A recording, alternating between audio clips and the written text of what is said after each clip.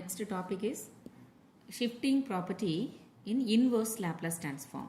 So already we had seen shifting property in Laplace transform.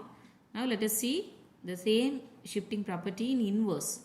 So here you are having two properties. First one, L inverse of f of s plus a. It's a function of s plus a. Then you shift this plus a as e power minus at. Right? If it is plus a, then it will become e power minus at L inverse of f of s. Right? And the second one is L inverse of f of s minus a. If it is minus sign s minus a, then it will become e power plus at. So this minus a becomes shift it as e power plus at L inverse of f of s. So these are the two properties. So based on these properties, let us see the problems. Find inverse Laplace transform for the following. The first problem, it's a very simple problem. L inverse of 1 by s plus 2 the whole square. Now here you have to shift this plus 2 by the whole, shift it as plus. If it is plus 2, then it will become e power minus 2, right? So here you are having e power minus 2t, and the remaining term is L inverse of 1 by s square. Now here you have to keep the square as it is. So L inverse of 1 by s square. So this plus 2 becomes e power minus 2t. So e power minus 2t into L inverse of 1 by s square. Now apply the result for this, the L inverse term. So L inverse of 1 by s square is a standard result, that is equal to t. So the given in the given problem, L inverse of the given f of s which is equal to t into e power minus 2t. That is your answer, right? And the second problem, L inverse of 1 by s minus 3 the whole power 4. Now as in the previous problem, you take this minus 3, you shift this minus 3. Now how will you shift it as e power plus 3t, right? The remaining term is L inverse of 1 by, you have to keep this 4, so 1 by s power 4, right? Now here you apply this result, L inverse of 1 by s power n plus 1, which is equal to t power n by n factorial. Here your n plus 1 is 4, so your n is equal to 3. N plus 1 is equal to 4, so your n is equal to 3. Therefore your answer is t cube by 3 factorial.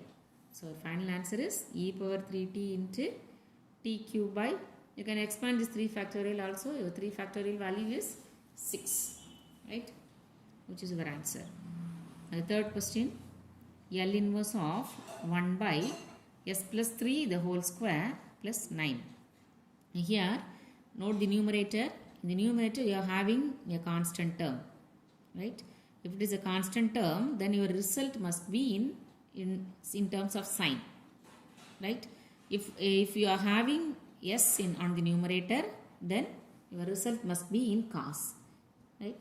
So in this problem you are having a constant term in the numerator, so your result, you can predict the answer, the result must be in sine, right? Sine term. So first you shift this plus 3 as in the previous problem, which becomes e power minus 3t L inverse of 1 by, first term is s square, and the second term as it is s square plus 9, right? So now you apply the result for this term. So what is your result? So this is the, here you apply the result, L inverse of 1 by s square plus a square. What is the result? The result is sine at by a. Your a is equal to 3. How it is 3? Because 9 can be written as 3 square, so your a should be 3. So your final answer is e power minus 3t into sine 3t by 3. That is your answer. And then fourth question, L inverse of 1 by s square minus 4s plus 13. So which is different from the last problem. In your last problem, you are given a perfect square term plus a constant term, right? But here you are given a which is in the quadratic form, right? S square minus 4s plus 13. The denominator term is in quadratic form. So here you make it as a perfect square term plus a constant term, right? So that I split the term, the last constant, which can be written as s square minus 4s plus I write this 13 as 4 plus 9. So 4 plus 9 is 13.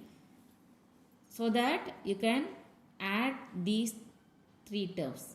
So when you see the first three terms, so it can be written in a perfect square. Since the second term has minus sign, the perfect square must be a minus b the whole square. So what is your a? Your a is equal to s and your b is 2. So so when you expand this s minus 2 the whole square, you will get a square is s square minus 2ab. Minus 2ab is minus 2s into 2. So that is minus 4s plus b square is 4. So the first three terms can be written as s minus 2 the whole square, right? Plus the last one. The last one is a constant term 9.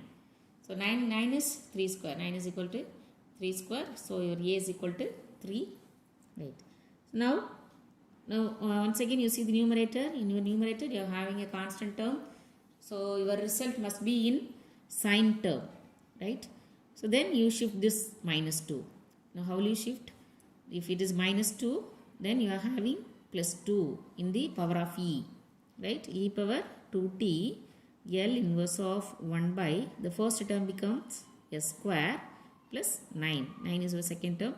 Now you apply the result for sine L inverse of 1 by s square plus a square. What is the result? Sine at by a by taking your a is equal to 3. So next problem, L inverse of s plus 2 by s plus 2 the whole square plus 25. Now here note that in the numerator you are having s plus 2, the denominator also you are having s plus 2 the whole square. So then you can apply the shifting property very easy. So here if it is s on the numerator, then you compared with the denominator term s square, right? So if it is s plus 2 the whole square, then the numerator must be s plus 2, right? Okay. Now here you shift the term plus 2 by minus 2, right? E power minus 2t. Then the remaining term is L inverse of, in the numerator also you shift this plus 2 by minus 2, right? The denominator also you shift this s plus 2 by e power minus 2, right? So e power minus 2t into L inverse of, so when you are taking the numerator it is s and the denominator is, here you are having the whole square, so it will become s square. You simply s square plus 25. So now you apply the result for the second term, L inverse of s by s square plus 25. Here what is the result? L inverse of s by s square plus a square is, your result is cos at. So here your a is equal to 5 because 25 can be written as 5 square. So a is equal to 5. So final answer is e power minus 2t into cos 5t. Right. Now the next problem, L inverse of s by s plus 3 the whole square. Now here note that in the numerator you are having s only, but you must have s plus 3 in the numerator. Then only you can shift this plus 3 by minus 3, right? So you make the numerator as s plus 3. Now how will you change the s as s plus 3? So you just add 1 3 and subtract 1 3, right?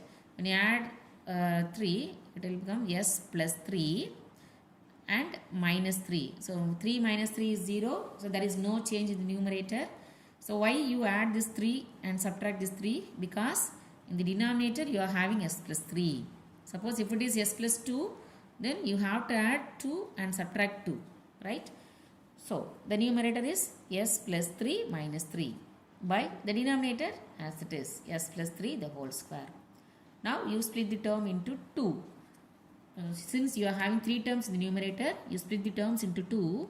So first 2 terms you take it as a one term, s plus 3 by s plus 3 the whole square, that is your first term, and then second term is minus 3 by s plus 3 the whole square, right? Now you cancel the first term, then the first term becomes L inverse of 1 by s plus 3 minus, you take this 3 outside, 3 into L inverse of 1 by s plus 3 the whole square, that is your second term. Now the first term result is very easy. L inverse of 1 by s plus 3 is e power minus 3t minus, here once again you use this shifting property. Sorry, here first you use this, shifting property as s plus 3 as minus 3 into e power minus 3t L inverse of 1 by s square. So here you are having whole square term L inverse of 1 by s square. So then the final answer is e power minus 3t minus 3 times e power minus 3t into, now what about this result? L inverse of 1 by s square is t. So which is your final answer. Thank you.